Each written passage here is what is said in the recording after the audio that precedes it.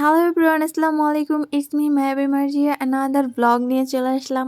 আজকের ব্লগে থাকবে আমরা মেলায় গিয়ে কি করলাম। তাই সবাই রেডি হয়ে এই তো মেলার উদ্দেশ্যে রওনা করে দিলাম। আজকে মেলাতে যাচ্ছে আমার মা, আমার ছোট ভাইয়ের বউ, আর হচ্ছে আমার বাটারফ্লাই, আর আমি।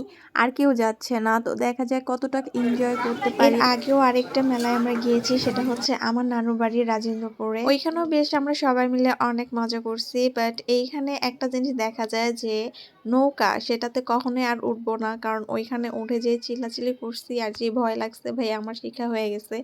এই তো এখানে ভিতরে ঢুকে গেলাম। তারপরে দেখাচ্ছিলাম এই আচারগুলি, আর কি আচারগুলি নিছি। খেতে অনেক মজা। এর আগেও নেওয়া হয়েছে, তো বলছিলাম যে আরেকবার নিয়ে নেই। প্রতি বছরে এই মেলাটা বসে, আসলে তেমন আশা হয় না। তখন আমার মেয়ে একটু ছোট ছিল, এখন একটু বড় হওয়ার কারণে একটু বায়না করতে শিখছে, ওকে নিয়ে আসতে হয়। আর এখানে নিজের কথা বলতে গেলে মেলা তেমন একটা আমার ভালো লাগে না। হ্যাঁ, ছোটবেলা অনেক ভালো লাগতো, এখন বড় হওয়াতে কেন জানি লজ্জা কাজ করে যে অনেক মানুষ থাকে।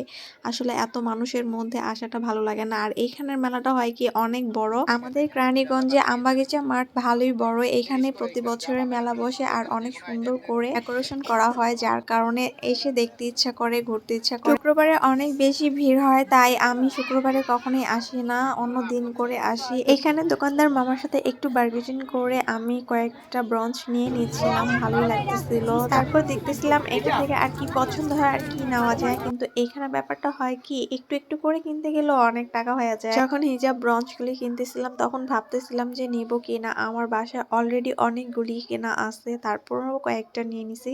তারপর আমার কেন জানি মনে হয় যেন আরেকটু বার্গেনিং করে কিনি আর কি। ওনারা যে দাম বলে আমার মনে হয় তাহলে আমি বার্গেনিং করলে মনে হয় আরেকটু কম পাওয়া যাবে। তো তারপর একটা খেলনার দোকানে চলে আসলাম। আমার মেয়ের ফেসটা দেখলে বুঝতে পারবেন, ওর বাসায় কিন্তু অনেক খেলনা আছে, তারপর ওর এটা লাগবে ওইটা লাগবে এরকম আর কি বলতেছিল। আর যেই নাকি ওর নানু বলতেছিল নানু তোমার সব আছে, তারপর বলতেছিল যে নানুকে বেশি বুঝছো তুমি। যাই হোক, ওর নানুই ওকে সব কিনে দিছিল, এই জন্য ওর নানুই মনে আছে। আর ও কোথায় রাখছো ও খেয়াল করতে পারতেছে না, ও বলতেছে আমি নাকি কোথায় রেখে দিছি। এই জন্য বললাম আচ্ছা ঠিক আছে, ওগুলি আছে থাক, আর ওইখানে যেগুলি নাই তুমি ওইখান থেকে কিছু নিয়ে নাও। তারপর ওর কাছে যেগুলি নাই ওগুলি কিনে দিছি, আর যেগুলি আছে ওগুলি আর কিনে দিলাম না, কারণ এতে টাকা নষ্ট হয়। আসলে ও খেলে না, একদিনের বেশি কোনো খেলনা দিয়েই খেলে না। এর আগে ও ওর বাবার সাথে আসছে, ঘুরে গেছে, কিছু জিনিস কিনে নিয়ে গেছে, কিন্তু সবগুলি নিতে পারেনি। আসলে মার সাথে যেমন একটা বর্নিং হয় বাচ্চাদের, মেয়ে বাবুদের বিশেষ করে, সেটা কারোর সাথেই হয় না, বাবার সাথেও না। এইখানে আমি ভিডিও করতেছিলাম আর এই ভাইয়েরা খাই দিচ্ছিল। আসলে ওনারা অনেক হাসাহাসি করতেছিল কেন জানি না। যাই হোক, ভালোই লাগতেছিল, ভাইয়ারাও কিছু বলে নাই। আর আমরা এখান থেকে কিছু খাইনি, কারণ আমরা বাইরে গিয়ে খাবো, এই জন্য এখানে কিছু কিনি নেই। আর এখানে প্রচুর দাম নিতেছিল সব জিনিসেরই, আর তেমন খাবারটাও দেখতে মনে হচ্ছিল যেন কেমন হবে, এই জন্য খাই। এইখানে এই যে ফলগুলি দেখে আর এই ছোট ছোট বেড, শোকেস, আলমারি, এগুলি আসলে দেখে আমার ছোটবেলার কথাগুলি মনে পড়ে যাচ্ছে বারবার। তারপর যাই হোক, এইখানে আবার বানাচ্ছিল নিমকি, একদম দেখতেছিলাম, তাই একটু ভিডিও করে নিলাম। আর এইখানে চুড়িগুলি দেখেন, এইখানে যে চুড়িগুলি আমরা অন্য জায়গা থেকে কিনে আনি 80 টাকা করে, এখানে চাচ্ছিল 200 টাকা। সিরিয়াসলি। তারপর এমনিতেই জিজ্ঞেস করলাম। আর এদিকে আমি হাতের মোজা নেওয়ার জন্য দেখতেছিলাম, এইখানে দোকানদার ভাই আবার বলতেছে আপনারা কি ভিডিও করতেছেন? আমরা বললাম জি হ্যাঁ ভিডিও করতেছি। প্রবলেম পরে বলে না, আমরা একটু সাবস্ক্রাইব করে দিব না, আমাদেরকে আইডিয়াটা দেন। তারপর উনি পারতেছিল না, এই জন্য আমাকে দিছে, আমি করে দিছি। এখানে একটু হাসাহাসি করলাম, ভাইয়াটা ভালো ছিল। মোজা নিয়ে চলে আসলাম। আর এইখানে আমার মেয়ে আবার যতবার দেখবে পার্ক, ক্লিপ, এগুলি দেখলে মানে নেওয়ার জন্য নিবে, ওর একটা মানে আছে বাসায়, তারপরও নিতে হবে। দোকানদার ভাইয়ারা অনেক ভালো ছিল, সবাই এনজয় করতেছিল ভিডিও করার। এই তো এইখানে আমার ছোট ভাইয়ের বউ আমার জন্য একটা চুড়ি নিল আর ওনাকে গিফট করে দিল। এই তো দেখতে পারতেছেন বউ শাশুড়িকে। দেখতে দেখতে টুকটাক অনেক জিনিসই কিনে ফেলছি। এইখানে আরো এগুলি দেখাচ্ছিলাম আমার মেয়েকে, কিন্তু আমার মেয়েগুলি ভয় পায়, নিবে না। আর এইখানে এই তো সেই বিখ্যাত কুখ্যাত নৌকা। আমার যে অবস্থা হয়েছে, আমি আর কখনো জীবনও নৌকাতে উঠবো না। আর এইদিকে একটা আপুকে দেখতেছিলাম, চিনি না আপুকে, উনি এই স্মোকি এটা কিছু একটা খাচ্ছে। তো আমার মেয়ে দেখে মানে বলতেছে আমিও খাবো। আমি বুঝতে পারি নাই এটা যে বরফ, মানে এত পরিমাণ ঠান্ডা হবে। আমি ভাবতেছিলাম যে এমনি ধোয়া টোয়া কিছু একটা দিয়ে দিছে, গরম হবে। এখানে ভাইয়াকে জিজ্ঞেস করলাম, বললো যে অক্সিজেন টাইপের কিছু দিছে। তো এই তো দেখতেছেন খাচ্ছে, এনজয় করতেছে। ও খাইতেই পারতেছিল না।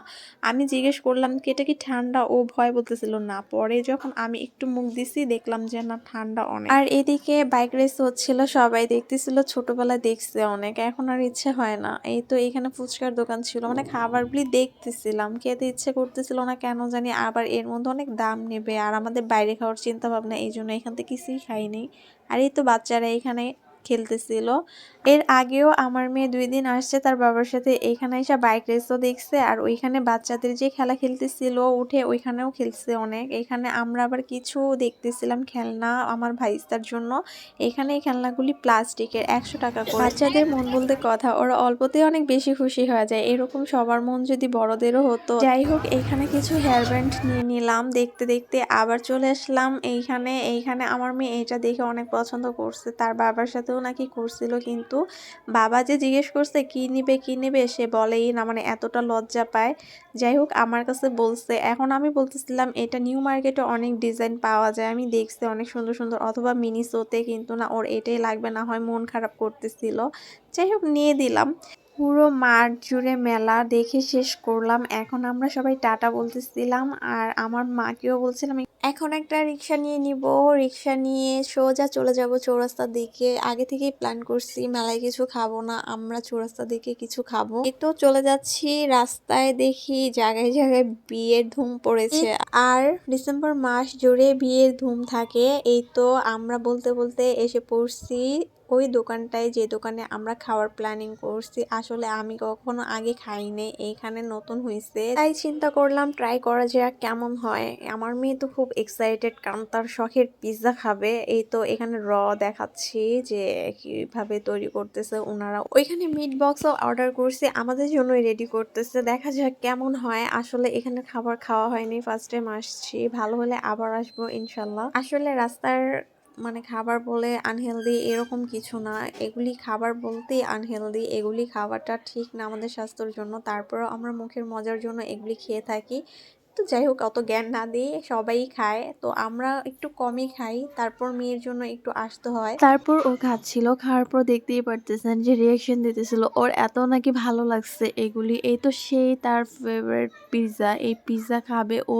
ভিডিও করার আগেই মানে স্টার্ট করে দিছিল খাওয়া। বললাম যে একটু ভিডিওটা তো করে নেই, এটা বলার পর আবার রেখে দিছিল। তারপর বললাম আচ্ছা ঠিক আছে খাও। এই তো খাচ্ছিল, দেখবেন এই তো রিয়াকশন তার, মানে ও অনেক পছন্দ করে। সবাই খাচ্ছিলাম, আলহামদুলিল্লাহ ভালো ছিল, অনেকটাই মজা ছিল। যারা আছেন কেরানীগঞ্জে একবার হলো ট্রাই করতে পারেন, অনেক দাম দিয়ে না খেয়ে এখানে এসে একটু কম প্রাইসের মধ্যে অনেক ভালো কিছু পাওয়া যায়। এখানে যাওয়ার পথে একটা ভাপা পিঠা নিয়ে নিলাম, দেখতে ভালো লাগতেছিল, তাই এইখানে আরো নেওয়া হয়েছে চাপটি। তো বলতে বলতে এখন আমাদের বাসা থেকে রওনা দিব। ভিডিওটা শেষ, আমাদের জন্য সবাই দোয়া করবেন। আসসালামু আলাইকুম, আল্লাহ হাফেজ।